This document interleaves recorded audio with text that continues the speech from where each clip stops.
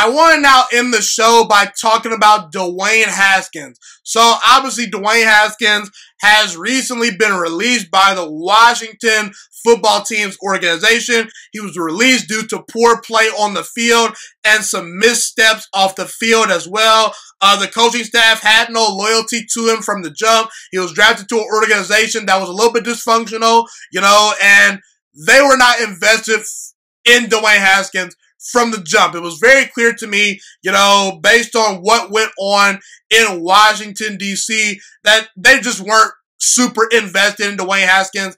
They just basically said, hey, Dwayne Haskins, go out there. If you perform well, great. We, made a great pick. If not, well, too bad for you. And I will say, Dwayne Haskins definitely blew his opportunity to become a franchise quarterback because while his situation was not ideal, all you really can ask for in the NFL is an opportunity. Some players that are really, really talented, in college, don't get even a shot to make the NFL. So Dwayne Haskins, he was drafted number 15 overall. He was a first-round pick. He got an opportunity to become the long-term franchise quarterback in Washington, and he squandered that opportunity, unfortunately. However, I get the sense that I think Dwayne Haskins can turn around his career if given a second opportunity, and I believe he will get a second opportunity because, well, most first-round picks, whether they're deserving of a second opportunity or not, usually are going to get a second opportunity, more than likely. Just because, well, they're a first-round pick. And a lot of NFL, general managers, a lot of NFL scouts say, okay, maybe that guy just for whatever reason didn't work out with that team. If we put him in our program, if we get him with our coaching staff, if we work with him, maybe we can fix him. And I do think Dwayne Haskins is fixable, okay? As long as Dwayne Haskins is willing to put in the work, and as long as he comes in with a positive attitude, if he's willing to be coached, and if he humbles himself a little bit and comes in with a different mindset, I believe Dwayne Haskins can still become a great franchise quarterback one day. When Dwayne Haskins was coming out of Ohio State, I was very high on the guy. He made really good decisions at Ohio State. He showed off his big-time arm. He played well in big games. He broke records at Ohio State through 50 touchdown passes in his only season as the full-time starter at Ohio State. And listen, Dwayne Haskins, he's still only 23 years old. He's got the requisite size. When given time, he's pretty accurate. He makes pretty good decisions. And for me, he's mobile enough. He can definitely pick up, 5 to 10 yards if need be. He's shown the willingness to go out there and run for first downs if he needs to. So, with that being said, what team do I believe is the best fit for Dwayne Haskins? What makes the most sense to me? I'll give you 5 teams that I believe are great fits for Dwayne Haskins if he wants to potentially become a long-term franchise quarterback. I believe the Carolina Panthers are the best fit. I go with the Colts up next.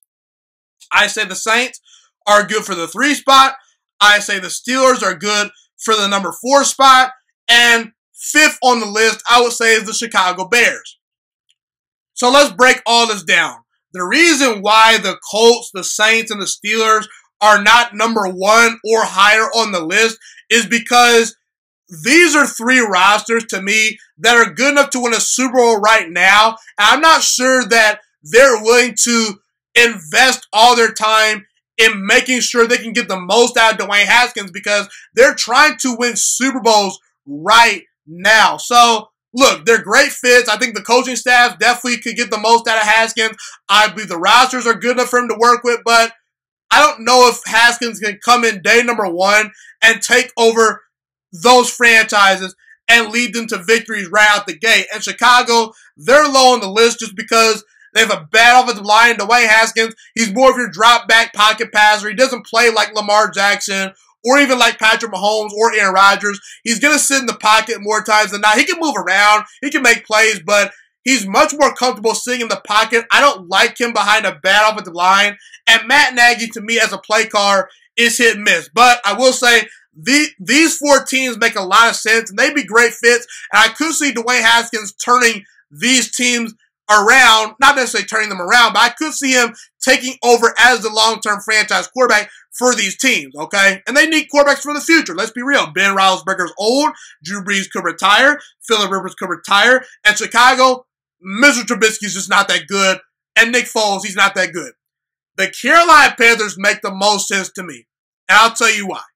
And by the way, I've been on this for about the last month or so. When Dwayne Haskins was benched, in favor of Kyle Allen and Alex Smith, I said the Carolina Panthers could be a great fit for him even back then. So I've been kind of on this for a while, and there are actually reports that the Carolina Panthers have shown some interest in Dwayne Haskins. So why is the Carolina Panthers, in my opinion, the ideal fit for one Dwayne Haskins?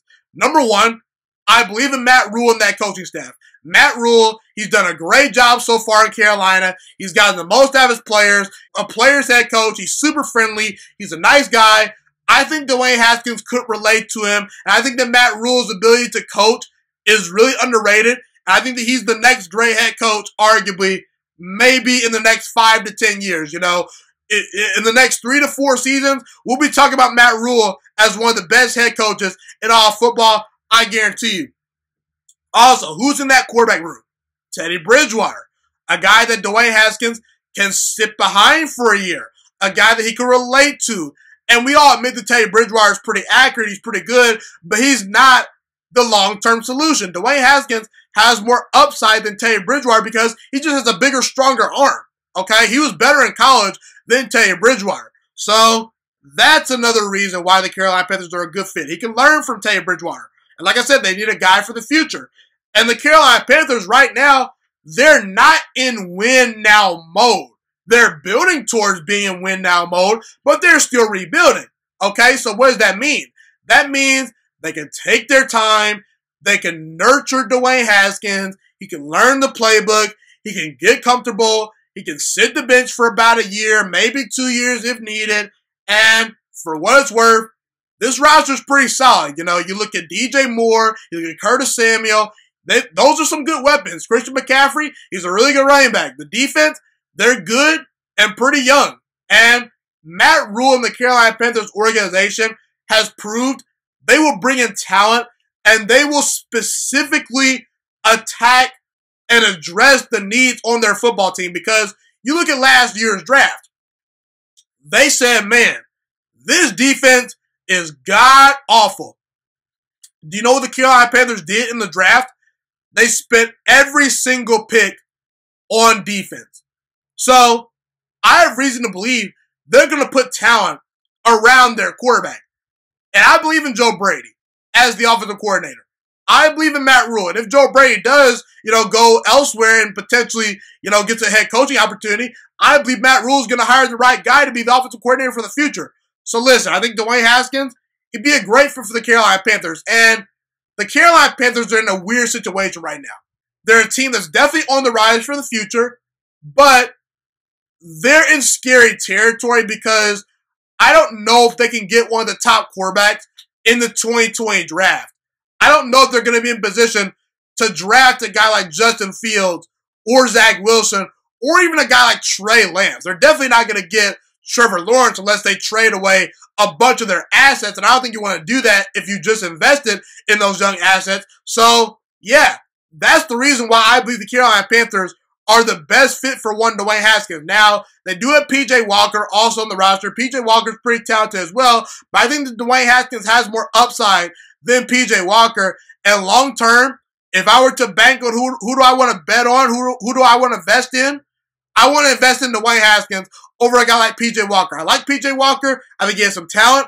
But I think Dwayne Haskins' upside is higher than a guy like P.J. Walker. So I do believe Dwayne Haskins could eventually turn his career around with the Carolina Panthers if he's given an opportunity in Carolina. And if I'm Matt Rhule and that organization, I'd make a phone call to Dwayne Haskins and say, hey, man, you want to become a member of the Carolina Panthers? Because I'm very confident that Dwayne Haskins, if he develops properly and if he works hard and if he comes in with the right mindset, he can become a great franchise quarterback for the Carolina Panthers going forward.